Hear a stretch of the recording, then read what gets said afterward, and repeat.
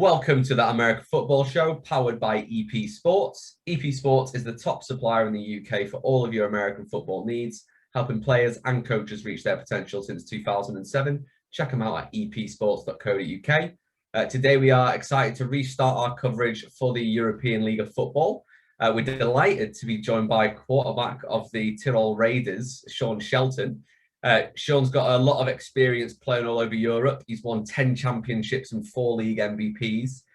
Pleasure to have you on the show. Thank you so much for taking the time. Hey, thanks for having me. I appreciate you asking. So to kick it off, tell us about your background in football and how you've ended up in Austria. Ooh, that's a good question. I was born into your stereotypical American football family. My dad played in college. My mom played women's professional football, if you will. And all my brothers played with them in high school. And so just grew up loving the sport. Played at a Division II school in college. Had an underwhelming career. So it's kind of like, man, I want another crack at it and a new opportunity. That led me to France. Played for the Tirol Quarterback. We played Helsinki in an international tournament. Then went to Helsinki, met a couple former Raiders. They put in a good word for me, and then I've been a Raider basically ever since. Nice. So you're pretty, as we know, well known to the franchise. Then, so you've been in Austria. You've done the Austrian League, and now moving into the ELF. It's quite nice to see, as you say, so much time spent there, moving into this inaugural season, and quite a big one for the franchise. Yeah, I think it's a huge step for us. Obviously, the Austrian Football League is a high level of football, but I guess 5 out of the 6 years that we've made the championship since I've been a Raider has been against the same opponent, and I think that gets stagnant for the fans. It gets stagnant for the players. And the Raiders kind of pride themselves on playing, always developing and playing at the top level in Europe. So the ELF was obviously something that from the top down we were keeping an eye on as just the natural progression for our club. Yeah. I mean, you're speaking to all the players last year, towards the end of the season, when all the expansion news and like rumors were coming out. A big name was like, oh yeah, the Raiders are probably going to come in because they're at a good level of competition already. Mm-hmm. Mm-hmm. Yeah, it is kind of interesting though when you look at the other teams. It really seems like the ELF has targeted big market cities, and we are kind of the outlier in that. And every city they target for expansion is not Innsbruck. It's not a city of 130,000 people. So, that's why I wasn't sure, and I wasn't privy to all the information. There was a lot of communication with our board that I wasn't privy to, obviously. But I wasn't 100% sure if they would be interested in a small market like Innsbruck. But I think that's a testament to what the Raiders have built over the last 25, I guess 27, 28, close to even 30 years, 1992. So, 30 years. And kind of the fan base that we have, even though we're a small community, it maybe might turn into like a little bit of a Green Bay feel within the ELF. So no, I think it's a testament to what the club has been able to achieve. Yeah, I think Tim's going to be switching to become a Raiders fan pretty soon, if not already. Yeah, he's a Las Vegas fan. So like just having Raiders there, I think that's it for him. It's sorted. There you go. I think we have probably a similar culture a little bit in terms of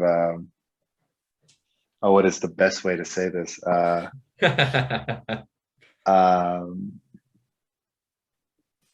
Carving our own path. Let's say it that way. Yeah, good language to use. And coming away from you playing on the pitch, we noticed that you've got your own quarterback academy. Is this something that is this obviously you're doing it whilst playing, but this is going into the future as well, like beyond playing, is sort of coaching and nurturing players? Is that a passion of you or something that you looking to carry on doing after you stop playing? Yeah, actually, it's, debatable, a bigger passion of mine until maybe 6 months ago or so. That was something that I was very excited to do. Not necessarily the quarterback academy in general, which has kind of been put on the back burner since the birth of my daughter. Time is of the essence now, and so it's hard to find that time. But I'm also the youth coordinator for the Raiders, the Swarco Raiders Tirol, the club. And I've been working with the U18 for the last 3 years, the U16 prior to that. And coaching and developing players is always something that it's always what I knew I was going to do, right? Like even since I was a kid, it's like, I'm going to coach, I'm going to be involved in these type of things. And what exactly that turns into, whether that's the academy, whether that's, coaching at the Raiders or both, or whatever the case may be, after I'm done playing, it's exactly the avenue that I'll be taking. That's awesome. Yeah, because would you say it's, I don't know if advantage is the right word, but you obviously see so many coaches in, say, the NFL, quarterbacks go on to become coaches, that is coaching and development something that a lot of quarterbacks may be drawn to because the position demands such a high level of education behind it? Yeah, I think that there's something to that probably. I think as a quarterback, if you're going to be an effective quarterback, I think you have to be an effective communicator. You have to have a vast understanding of defense. You have to have a very good grip on offensive game planning and how to attack defenses and what your offense coordinator wants to do. And you have to have some basic form of leadership skills.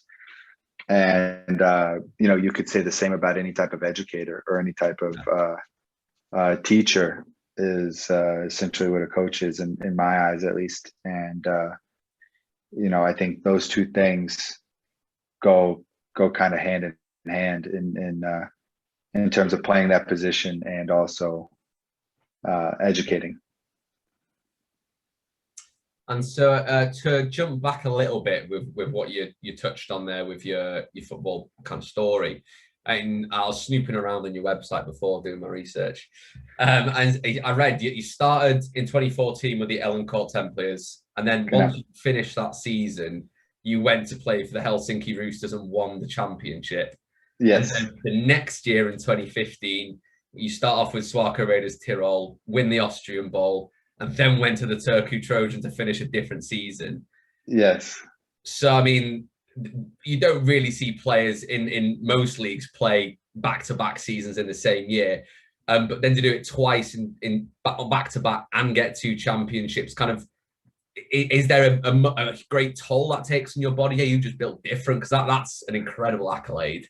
I most certainly built different, but not in the positive manner that that other people allude to. No, it was a tough 2 years. It was 22 games and 23 games, I think, if I remember off the top of my head. But it was kind of out of necessity. The Helsinki opportunity was just an opportunity I couldn't pass up, and then actually in 2015, I met a girl, and that changes everything. So I wanted to stay in Europe. The Finnish league is one of the later finishing seasons or leagues in Europe. I think the GFL and the Maple League are 2 of the later ones where the championships are in September or even October. And so the stars just kind of aligned. It was definitely not intention, but yeah, it can take a toll on your body. But I'm fortunate enough to play a position where I can kind of choose the rules are in my benefit, and I can kind of choose how physical I would like to play. And so that kind of saved me in those regards. But I wouldn't recommend people playing 45 football games in 2 years. No, that would not be the smartest thing to do. And obviously, we talked about how obviously it's the first season for the Raiders. We talked a little bit beforehand, and you mentioned how you were so busy with playing in the Austrian League last season, you didn't get to see too much of the ALF. But you said you're playing catch up. I mean, what have you heard? Like, what are other people around you sort of impressions, especially in the team, of how the ELF went last year and sort of the excitement going forward this year to be able to play in it? Yeah, I think what everybody's really, really impressed with, and especially all of us being outsiders looking in, is the professionalism of the exposure, right? Of the marketing. And that's something that national leagues, even, Austria, the AFL and the GFL, they haven't marketed quite like the ELF is marketed, because it's a business structure. It's not this federation based or club structure, right? And so they've taken a professional approach to it, and that has been far better than anything I've seen in Europe since I've been in Europe, which matters, right? Yeah. That gives you legitimacy, again, from an outsider looking in. And talking to a couple of players that I know or whatever, and coaches, and watching a little bit of film that I've been able to watch in terms of mainly recruiting and scouting. It seemed like the league was a little bit, from a schematic standpoint, particularly in comparison to Austria, which has a pretty high level of football play in terms of schemes and the X's and O's portions of it.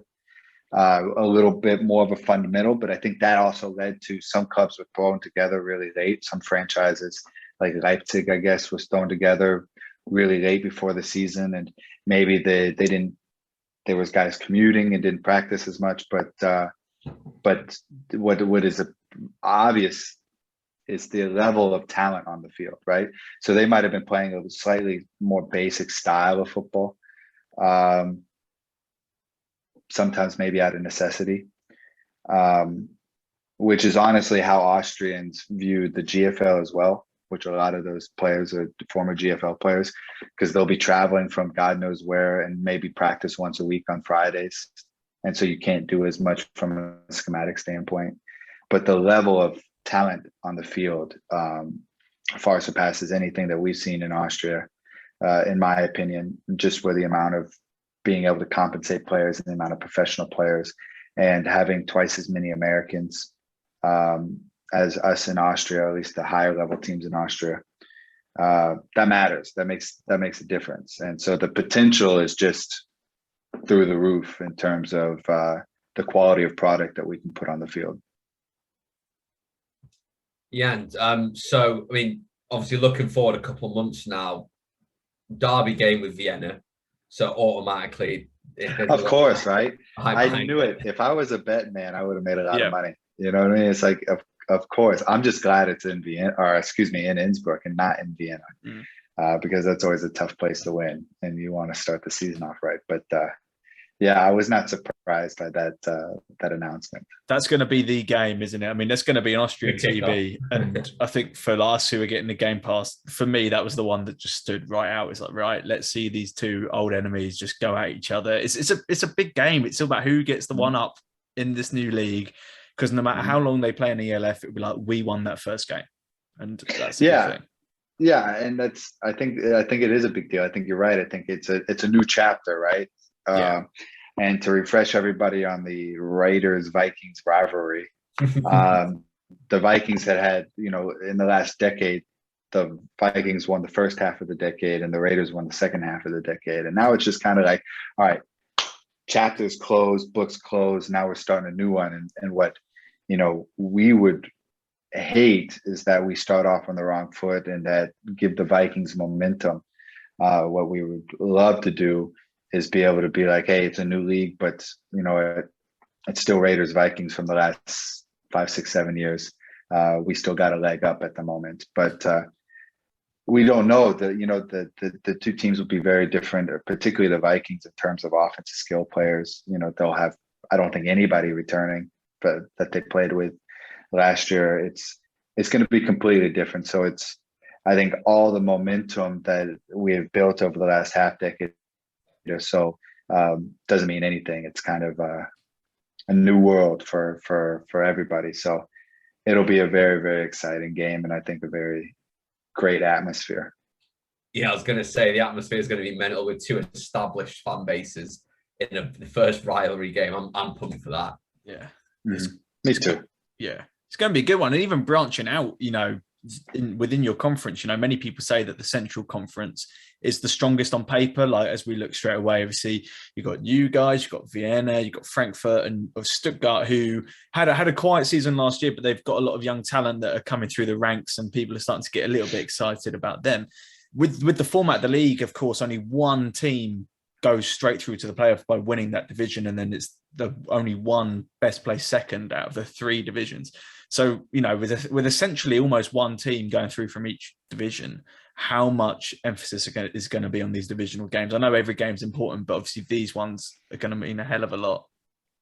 Yeah, absolutely. And to be honest, the way the schedule is structured, the non-conference games are crazy valuable as well. Like, there's no throwaway games because, I think the Vikings and I don't know what the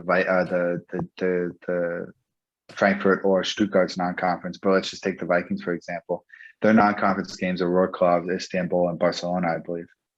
And ours is Leipzig, Cologne, and Berlin. When you do that and you don't play the same teams in non-conference, one team or the other team could have a huge advantage in that regard. And so it could be a scenario where, let's say, we beat Vienna twice in conference, but they're more successful in their non-conference games. They could still finish with a better overall record than us. So, that would be one criticism that I have of actually the scheduling. I don't know if that's the most fair way to do it, because one team or the other team could have a big advantage, but it's almost at the point where it's like, yeah, the conference games are obviously very, very important. But the other half of your schedule, you can't just piss down your leg in non-conference, because that could completely destroy all the momentum you built in conference. So I think we're going into the approach, and we've already talked about this, and this is very new for us because I think in any national league you have games that you can kind of rest players or play back up, so not show anything or whatever. I think every game this year is a playoff game. I mean, you have to treat it as such. Hope so. It's going to make a good watching then. I mean, that's part of the reason why I got excited for this league, and one reason that I was contemplating no longer playing. If the Raiders wouldn't have joined the ELF, I would have retired, because it's like, the challenges weren't there. The risk reward ratio was no longer in the favor of reward, because there are games, in the past with any national league that I've played in, whether it was Maple League or in France, where it's like, this team's obviously not of the same caliber. Yeah. Right. And I didn't want to do that anymore. It wasn't intriguing to me. But this is, where you have to bring it every single week, and every single week, depending on how you play, you're in risk of losing. That's something that's really intriguing. I think any competitor would say the same thing. Yeah, it's that competitive edge that puts you guys ahead of everyone else, I guess. So across the ELF, obviously you've played so long in Europe, you're bound to have known some guys that are in other teams on your team, in your division. Is there anyone that you're looking forward to playing against? Anyone you've heard of, perhaps played against before? I think I don't know him personally, but from what I've heard, I don't follow everything probably as closely as other people. But Madre London is playing for Cologne again. Yeah, I'm that's going to be intriguing to see him in person, and how our defense can handle him, because just on paper, what he did last year is just ridiculous. So I don't know if I would say I'm looking forward to playing against him. I would rather not have that on our schedule. But and then the other thing is not anyone in particular, but I've been. The Vikings actually signed Jake Sullivan in 2020 before the season was actually canceled. Yeah. And he obviously became on my radar, and I followed him. I think he played at Marburg prior to that, and he's super duper talented. He's a really, really good quarterback, and I think those could be some duels. Yeah, it's a couple of so that's in the league. Yeah, and so that could be good, a good product that we put on the field and good watching, because talented quarterback play makes everything better. Yeah, we had Mandra London on the show last year. Such a nice guy, such a humble guy. Yeah, I bet.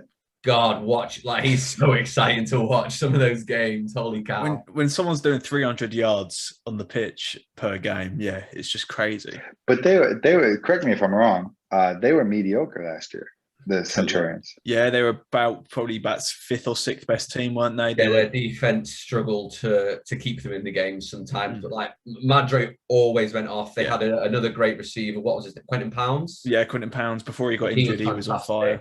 But yeah, the defense struggled in that division. Okay, I was very confused to see that, because it's like, how do you have a guy averaging whatever 200 yards a game or whatever it was, and you guys are 5-5? Yeah, there was some other. I think Cologne they had like a stadium issue as well, so they had to play. They played a few more like away games at some point, so it was a bit iffy. But they should be a lot more sort of, more of a level-headed team now, and it'll be interesting to see, if they have improved on the defense, and if you've got Madre one side of the ball hogging the clock and hogging the ball, and then the defense can make stops, they're going to be a good team. Yeah. Also, like, obviously, you guys have come in. We've got 12 teams now. We had 8 last year. There is always more talk about more expansion teams coming in 2023. What other cities would you like to see come into the ELF? Is there anywhere that you've played before that you quite enjoyed, you're playing against, or anywhere new that you would quite like to visit and just play football in that city? Yeah, that's a good question. I think, rumor has it, and who knows, I'm far from connected, but rumor has it that there was talks about potentially Paris, potentially Amsterdam, potentially Munich. Again, that's kind of what seems to be interesting for them, with us being the outlier, is major markets, major cities. Yeah. But the one thing is, I don't know if they're good football cities. Like a Frankfurt is, like a Dusseldorf is, like maybe Berlin is. Where football isn't established in terms of fandom. And maybe the thought process is that they'll make them fans, and it'll grow, especially with the NFL growing in Europe, and it's probably not the worst business decision either. So it would be interesting to see a team in Paris. It'd be interesting to see a team in London. It'd be interesting to see a team. Munich would be a big market. Prague would be a big market with an established club. I don't know how you expand east. Budapest, maybe. Warsaw, maybe. Stockholm. I mean, I think what would be really, really great is if every country was represented in some way or another. And I think that's kind of what, from my understanding of the import rules and kind of the direction the league's heading, they kind of want that regionality of teams. And so, yeah, if you consider London, you consider Paris, you consider Prague, those would be cool. So Stockholm as well. Those would be cool cities, because you get another country involved in the club or in the league, and those would be cool. But one I would want to travel to personally to play, I don't know. It's not like away games or holidays. Yeah. You get there, you play, and then you leave. So I think having Barcelona on there is, I guess, is enough, even though we don't get to play them this year. Yeah. And I guess they're not in Barcelona. I didn't know that. No, the stadium's hour outside. There's rumours that coming out today that they're going to play in Espanyol Stadium, which is about 40,000 seater, and that would just be for a preseason game. But part of me thinks that's also a little test the waters. See if we can get a stadium in Barcelona, a big one too. Yeah. the championship game in Klagenfurt is in a really big stadium. I don't know the exact seating because the Austrian Bowls used to be there, and it's almost. I guess the championship game. How many people were at the championship game last year? 22,000, but I think it was capped due to COVID. Right. So you kind of need that stadium for championship games, but I think for the sweet spot for regular season games, the stadiums between like 10 and 15 is kind of, for me, when we played the Austrian Bowl there, I think we had 7,000 around fans, and we were in a 40,000 state. It was always a bit awkward. Yeah. So I don't know if you can find one around 10,000. I think that's really the sweet spot. And if you pack a 10,000 person stadium, a seated stadium for a regular season game, you're doing pretty well as a franchise, I think. Well, it's interesting you brought up earlier the fact that they want to target the major markets, because at the beginning of the first season, everyone thought Barcelona was going to struggle because, one, they weren't actually in the big city, and two, there was just this whole Spanish football's not at the same level as, say, German or Polish teams. But like everyone thought London and France were going to get teams expanded into this year. So it's nice to see they're not just going for the big markets that likely would look better for the advertising and all that side, because they did smash the advertising and the social media and everything out of the park. But they are going for teams that maybe don't have the huge cities and media, but the ones that are going to be competitive enough to play in the league. Well, I mean, that's why the Raiders are in, I guess. Yeah. But I think if it was their preference and any business person's preference, you would hope the Raiders were in Munich. But the Dragons, they pack the stadium pretty much every time. Their fan base. That's great. The Barcelona fans are nuts. Yeah, they got a big following, which is nice to see. Cool. I guess I should also mention a team in Italy would also be cool. Yeah. Maybe Rome or so. So that's what I mean. The more countries represented, because if you would have told me last year, there's going to be a team in Barcelona, but it's not even in Barcelona, I'd be like, I played in Barcelona once when I was playing for the French team, Elancourt. And so that wouldn't have been my impression, but you never know. When you present a new product in a new way, maybe people are drawn to it in a way that you don't expect. And to move completely away from the ELF now, obviously we've just had the Super Bowl, that's all done with now, but who's your NFL team? Oh, man, you know what? I was born in Kansas City. I was raised in Tampa Bay, which made not this Super Bowl, but last Super Bowl pretty interesting for me. But to be genuinely honest, fantasy football has ruined my fandom of the NFL. I used to be a big Buccaneers fan. I would claim the Chiefs, just because that's the stadium I've been to most. That's the my dad's a Chiefs fan, so. But I'm far from a diehard fan. I do enjoy watching Patrick Mahomes play. Oh yeah. But my fantasy football team would supersede anything. And are there any like NFL players, any quarterbacks that you look up to, have looked up to over your career, and you try to almost like take anything from them, like style your play around them? That's a great question. When I was younger and just starting out playing, I didn't play quarterback until I was 14, which is rare. I think most guys start earlier. I played fullback prior. Say yes. And I still think I play fullback sometimes. Fullback is the best position, just saying. It is very, very enjoyable as long as you get thrown a bone here and there and get a carry. Yeah, I had a 3-year career and I got 1 touchdown. Okay. No, I was kind of like the Mike Allstott is who I really admired. Oh, yeah. He was my idol. The greatest fullback. But he lined up a tailback half the time too. You know what I mean? He was phenomenal. So he was my first idol. And then once I started getting into position quarterback, I found myself rooting for Peyton Manning and just appreciating his approach to the game and how it seemed like he was always in command of everything that he was doing. And then in terms of like when I started getting good at quarterback in college or whatnot, I found myself kind of being drawn to Aaron Rodgers and how his style of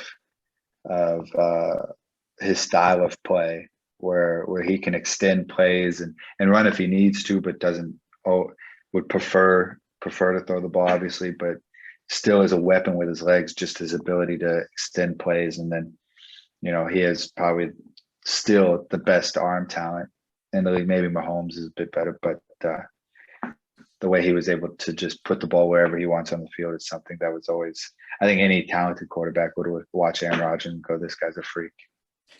Would you agree with the statement that Patrick Mahomes is the second coming of Aaron Rodgers? It's leaning that way. I mean, he was able to get a Super Bowl. Let's say this, the conference championships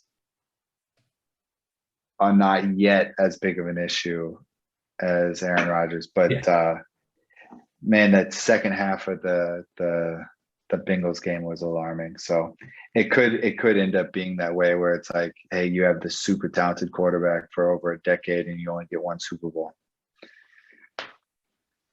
Hopefully not, but yeah, definitely. Yeah. But it could be. It very much could be. Yeah, whether I want Mahomes to get more Super Bowls, I don't know. Yeah, on the fence with that one, being an AFC boy.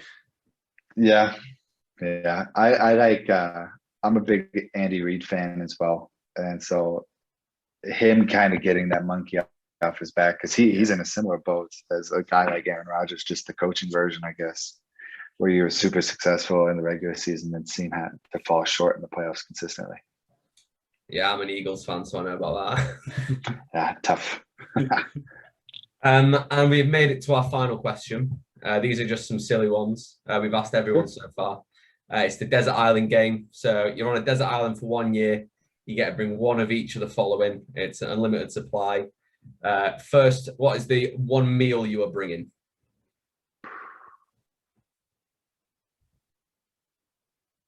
Oh, good question. I'm a big fan of food, just in general. And my wife I'm very lucky to have married a phenomenal cook. But it's hard to even narrow it down to a category. What would I lean towards? I mean, like some of the things that pop up to my mind immediately would be some type of like ribeye steak with like some type of baked potato, and like that's kind of, the old faithful, if you will. But then you kind of think like, man, a good pizza or calzone is tough to beat as well. Those are two things that pop into my mind immediately. And then there's some Tyrolean dishes like just a good here it's called gusto, and it's like potato mash with like most of the time it's pork. That's really, really difficult. I still don't have a good answer for you, but I will answer the question. I'll say this. Let's go with change your mind. Do other people struggle this much, or? Oh yeah, it's pretty common. It's a 50-50. Some people are like bang bang bang this, but then people like yourself who just struggle to choose. There's a lot of stuff out there. There's a lot of stuff out there. There's a lot of stuff. Yeah, I'm gonna go with my gut feeling, and it's kind of boring, but I think I don't eat it as often as I used to, which is a good thing. But a nice big like ribeye steak with a very, very well done side of potatoes, and whether baked potatoes or some type of roasted, but steak and potatoes is boring. But proteins in your carbs, you'll live on the island with that. Yeah, nothing green, obviously. But I think that's a good place to start, at least. I'm going to be thinking about this later, by the way. Okay, you get to bring one drink alongside you. You've got water, though. That is on supply. Okay, so water is good. Got water available. Yeah. Okay. Well, I would go with a beer that is actually brewed locally here in St. John. It's where I live. I don't live in Innsbruck. I live outside about an hour. And there's a local brewery here that makes a specialty brew, if I guess so you could call it. And that would be a nice companion. What kind of beer is it? Like a wheat beer? No, it's a, I think it's a brown lager, would how it would be translated, I guess. It's good beer. It's really, really good. So, but I do enjoy drinking responsibly. And that's basically like it's coffee, water, and the occasional beer. And that's basically all I consume from a drink standpoint. So it's a limited options. You get to bring one musical album with you. A full album. One CD. I can take CDs into consideration double albums if they are paired. Oh, that's tough.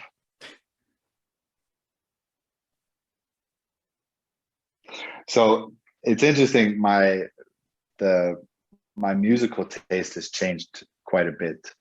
When I was a kid, my dad force fed like AC/DC down our throats.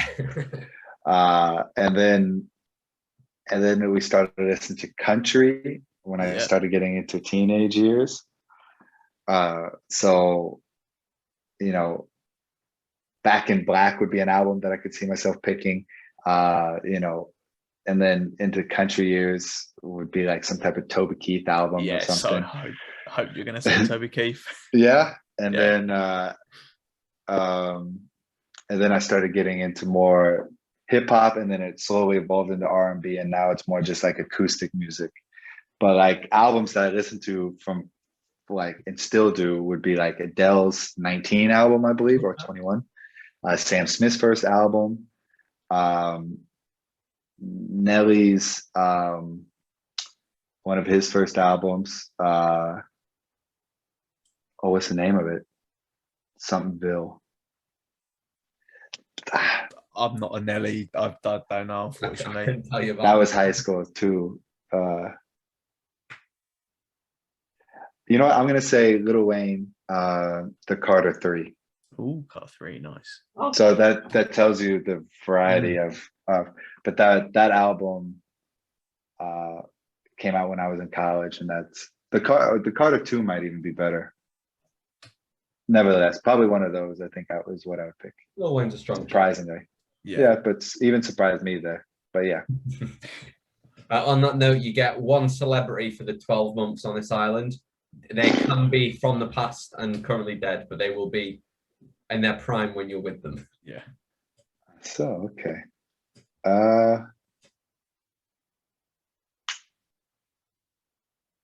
We've had a lot of quarterbacks just say like Tom Brady, and they just stay with him for a year and coach. Yeah. I feel like he would get super annoying. Like I respect the hell out of Tom Brady, obviously. How could you? But I feel like he would just be like giving me advice that I don't want. Like, hey, Sean, you haven't drank enough water. Drinking Austrian beer. He's the most he's the most hydrated person on earth. I don't know if we would jive with each other for a year. Yeah. I think I would lean towards probably a comedian. Maybe Dave Chappelle.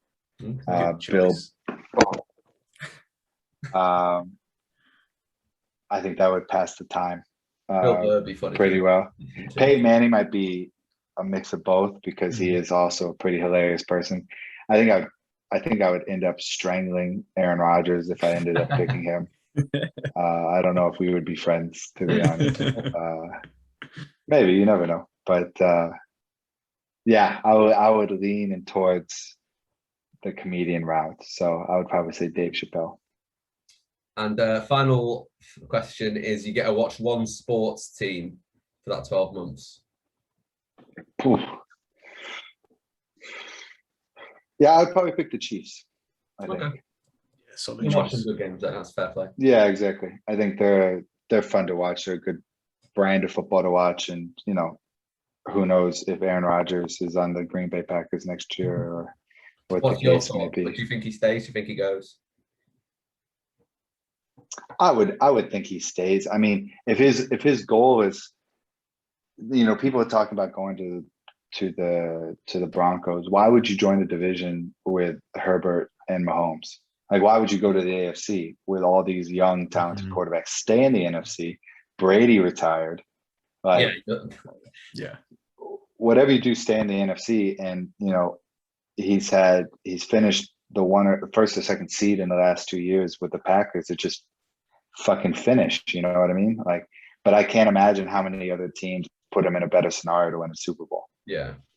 And willing to deal with his bullshit. It's very true. But that is it. That is all the questions we've got for you, Sean. Thank you so much for coming on and talking to us. Of course. Is there anything you want to shout out? Anyone you want to talk about? Anything you're doing? Man, not really. My life is basically trying to be a dad and a husband and getting in shape for the ELF and being the non-focus coordinator. So I actually had a podcast during Corona time that I might start up again.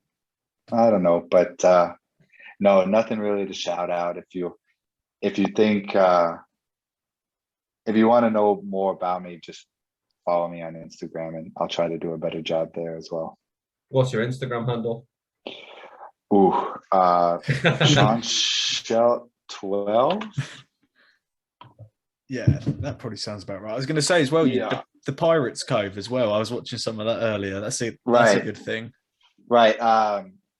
Thank you for bringing that up, by the way. Yeah, my good friend and I, Paul Philip Lash, we do a Twitch show basically weekly or bi-weekly, covering all the updates for the Raiders. So if you're interested in anything that I'm doing personally or just me in general, follow my Instagram. But if you're interested in following more about the Raiders, there's nothing better than that Twitch show at the moment. It gives you really live updates on what we're doing, and him and I talk about everything, news and notes from the club. And if you can't find the links for that, we will share them on our social medias. Where can they find us, Joe? Yep, our Twitter and Instagram is at TAFS_UK, and our Facebook, just type in That American Football Show, you'll be able to find us. If you're not already, you will be able to find us on YouTube and see Sean's lovely face.